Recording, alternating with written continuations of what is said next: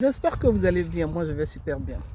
Je suis parfois dépassée de voir ou d'entendre certaines personnes dire que les vies se retrouvent dehors ou ils ne savent pas comment ça s'est passé et puis ils retrouvent leur vie dehors, leurs problèmes personnels, leurs problèmes de famille se retrouvent dehors.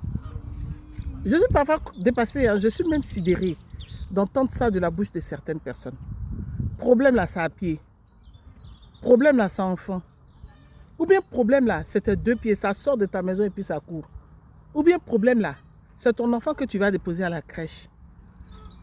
Problème de ta maison là, ce n'est pas un enfant. Problème de ta maison là, c'est comme un immeuble. Problème de ta maison, c'est comme ton compte bancaire. Si tu ne t'es pas levé pour dire à quelqu'un, celle-là c'est ma maison, bien, voici ce que j'ai dans mon compte bancaire, personne ne le saura.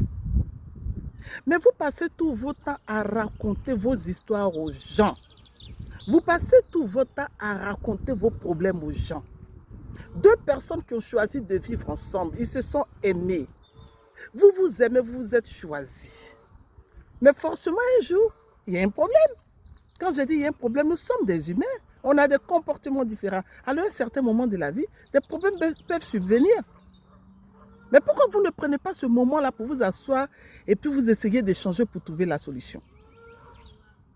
Mais là, tout de suite, la première solution que vous trouvez quand il y a un problème, c'est d'aller appeler des témoins, des personnes, des juges, qui sont eux-mêmes, qui ne sont même pas capables de juger leurs histoires. Vous allez les appeler.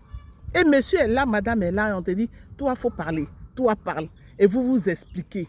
Vous parlez de vos histoires les plus intimes. Vous racontez des histoires, des manquements de la part des uns et des autres. Et des fois même, il y a d'autres qui sont prêts à renchérir, à rajouter parce que peut-être madame aurait dit quelque chose que lui, il préférait cacher. Donc lui, il va sursauter et il va rajouter. Et ainsi de suite. Mais est-ce que ça valait la peine?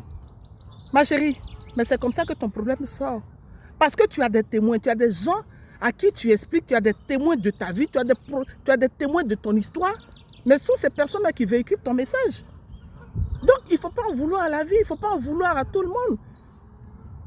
Il faut t'en vouloir toi seul. Il faut te poser des vraies questions. Dans la vie, là, tout le monde ne peut pas être témoin de ta vie. Tout le monde ne peut pas être témoin de ton histoire. Et tu n'as pas besoin même de témoin. Quand tu as rencontré, ou bien quand tu te mettais avec ton homme ou ta femme, mais il n'y avait pas de témoin.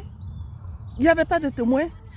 Vous passez tout votre temps à raconter vos histoires de maison, les histoires de vos enfants, tout ce qui est difficile, même les plus belles choses. Vous commentez tout.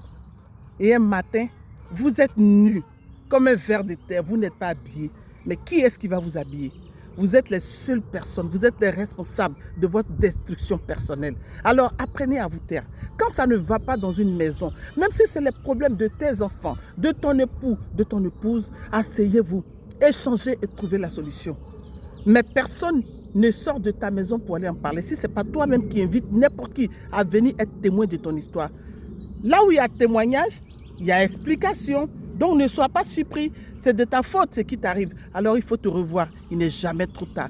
Sache que je m'aime et je t'aime très fort. À bientôt.